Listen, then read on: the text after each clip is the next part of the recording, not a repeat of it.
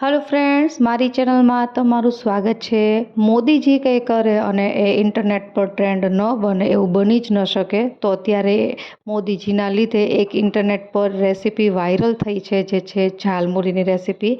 तो आज मारी चेनल में पण आपणे ए ज बनावीशुं अने एनी माटे सौप्रथम झालमुरीनो मसालो बनावવાનો छे। तो एनी माटे 2 टीस्पून जेटलुं आखुं जीरुं छे अने जीरुंने આપણે મીડિયમ ગેસ પર ફક્ત 1 મિનિટ માટે રોસ્ટ કરીશું।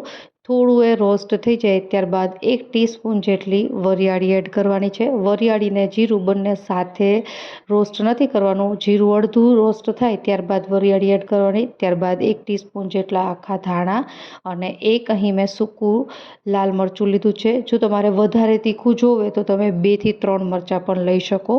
હવે આ બધી જ વસ્તુને આપણે ફક્ત 2 થી 3 મિનિટ માટે રોસ્ટ કરવાની છે। આખા મસાલા જ્યારે તમે રોસ્ટ કરો ત્યારે એની અરોમા આવવા લાગતી હોય છે। જ્યારે અરોમા આવવા લાગે ત્યારે ગેસ બંધ કરી દેવાનો। અત્યારે ક્વોન્ટિટી ઓછી છે એટલે 2 થી 3 જ મિનિટમાં બધી જ વસ્તુ રોસ્ટ થઈ જશે।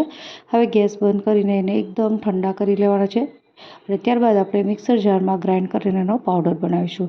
જ્યાં સુધી એ ઠંડા થાય છે ત્યાં સુધીમાં આપણે ઝાલમુરીમાં જે મમરા આવે છે, એકદમ કોરા મમરા હોય છે, કોઈ પણ મસાલો નથી કરવાનો। અહીં મેં 2 થી 3 કપ જેટલા લીધા છે, જેને આપણે લો ટુ મીડિયમ ગેસની ફ્લેમ પર જસ્ટ આપણે આ રીતે રોસ્ટ કરી લેશું, જેનાથી થોડી ઘણી પણ એમાં જો મોઇશ્ચર હોય તો એ ઉડી જાય ને એકદમ સરસ એ ક્રિસ્પી બની જાય। આ મમરામાં કંઈ જ એડ નથી કરવાનું, ન તો સોલ્ટ, ન તો ઓઇલ, અથવા તો આપણે જે હળદર એડ કરતા હોય છે એ પણ નહીં।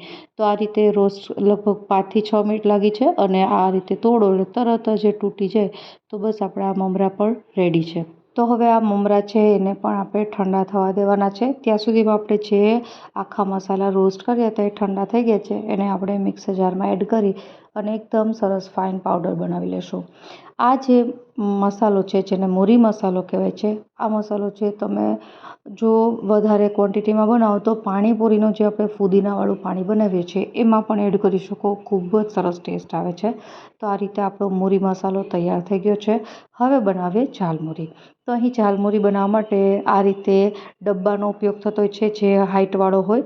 એમાં સૌપ્રથમ આપણે અહીં 2 મીડિયમ સાઇઝના બટેટા છે મેં બાફીને તૈયાર કર્યા હતા અને ઠંડા કરી લીધા છે, એને એડ કરી દઈશું અને આ રીતે ઝીણા સમારી લેવાના। ત્યારબાદ 2 થી 3 ટેબલ સ્પૂન જેટલા બાફેલા ચણા, 2 થી 3 ટેબલ સ્પૂન જેટલા સફેદ વટાણા બાફેલા, તમે આની ક્વોન્ટિટી વધારી શકો।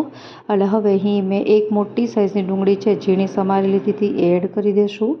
ત્યારબાદ ઝીણા સમારેલા ટમેટાં, અહીં એક મોટી સાઇઝનું ટમેટું છે એને અંદરનો જે બીજનો ભાગ છે કાઢી લેવાનો અને ત્યારબાદ સમારીને એડ કર્યું છે। અહીં મેં 1 તીખી મરચી વાપરી છે, જો વધારે તીખું જોવે તો વધારે વાપરવાનું।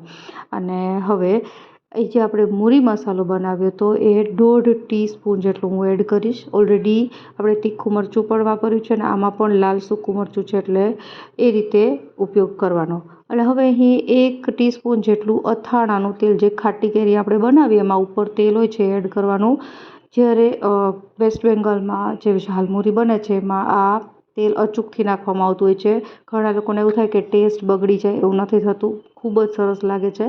હવે મિક્સ કરી લીધા બાદ અહીં તળેલા શિંગદાણા, ત્યારબાદ ચનાચોર ગરમ, ઝીણી સેવ, તમે નાયલોન સેવ પણ ઉપયોગમાં લઈ શકો અને જાડી સેવ પણ, અને કોઈ પણ મિક્સ ફરસાણ, મેં અહીં ઘરનું બનાવેલું ચવાણું જ એડ કર્યું છે। અને ત્યારબાદ જે આપણે મમરા છે રોસ્ટ કરીને રાખ્યા હતા એ એડ કરી દેવાના। અહીં આપણે જ્યારે મમરા રોસ્ટ કરીએ ત્યારે કંઈ પણ એડ નથી કર્યું, તો મસાલામાં મમરાના ભાગને 1/2 ટીસ્પૂન જેટલો સંચળ પાવડર અને થોડું મીઠું, જસ્ટ 1/4 ટીસ્પૂન જેટલું, અને 1 ટીસ્પૂન જેટલો ચાટ મસાલો અને ઝીણી સમારેલી કોથમીર, અને અહીં મેં 1 આખા લીંબુનો રસ છે એ એડ કર્યો છે। અહીં ઝાલમુરી અને જે ચોપાટી પર મળતી સૂકી ભેળ છે એમાં જે ડિફરન્સ છે એ ડિફરન્સ એ છે કે ચોપાટી પર જે સૂકી ભેળ મળે છે એમાં આપણે લીલી સૂકી ચટણી બનાવીએ છીએ, અહીં કોઈ પણ જાતની ચટણી એડ નથી કરવાની હોતી। ઝાલમુરી છે એ ભેળ અને સૂકી ભેળ કરતાં એટલે જ અલગ પડે છે કારણ કે અહીં જે ઝાલમુરીનો મસાલો આપણે એડ કરીએ છીએ એ અલગથી બનાવવાનો હોય છે, અને 1 ટીસ્પૂન જેટલું જે આપણે અથાણું બનાવીને ઉપર તેલ આવે છે એ પણ આમાં એડ થતું હોય છે। એના લીધે આનો ટેસ્ટ છે એ સૂકી ભેળ જે ચોપાટીમાં પણ મળે છે એના કરતાં અલગ આવે છે। તો આ રીતે સરસ મેં મિક્સ કરી લીધું છે. તો આપણી આ ઝાલમુરી તૈયાર છે. જો તમે થોડી ઘણી પ્રિપેરેશન કરીને રાખો તો ફક્ત 5થી 10 મિનિટમાં તમે ઝાલમુરી બનાવી શકો. હવે ઝાલમુરીને આ રીતે જે કાગળનો અથવા તો ન્યૂઝપેપરનો કોન બનાવીને આ રીતે સર્વ થતી હોય છે.